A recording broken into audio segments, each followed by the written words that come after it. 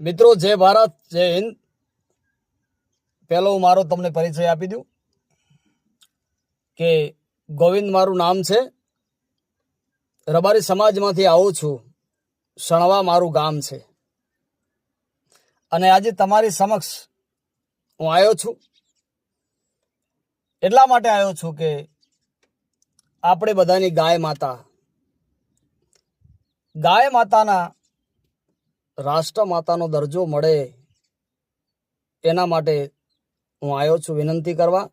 સરકાર જોડે વિનંતી કરું છું અને તમે બધા સરકાર જોડે વિનંતી કરો. વિનંતી કરવી એ આપણો અધિકાર છે. આપણે હિન્દુસ્તાનમાં રહીએ છીએ, આપણે ભારતના નાગરિક છીએ. અને અત્યારે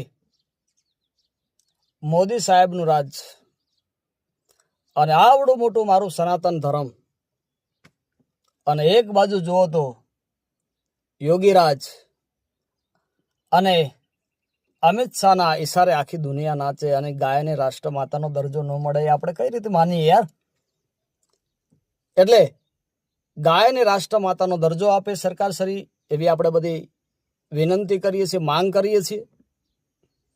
અને માન્ય મોરબી ઈશ્વરધન ગઢવી લોક સાહિત્યકાર, એમના શબ્દો મેં સાંભળ્યા છે, તમારા સમક્ષ કદાચ થઈને ન પહોંચ્યા હોય તો, મુસલમાનનો દીકરો ગાયના કતલખાના ઉપર પ્રતિબંધ લગાવતો હોય અને ગાયના ગૌશાળા એ સમયે જો બનાવતો હોય તો આપણે તો હિન્દુ છીએ, આપણા તો લોહીમાં હોય, આપણે તો બોલવાનો અધિકાર છે.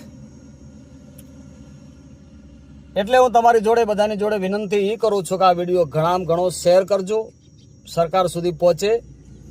અને કોમેન્ટ એવી કરજો કે અમારી ગાય માતાને રાષ્ટ્ર માતાનો દરજ્જો મળે એવી કોમેન્ટ કરજો. જય ઠાકર.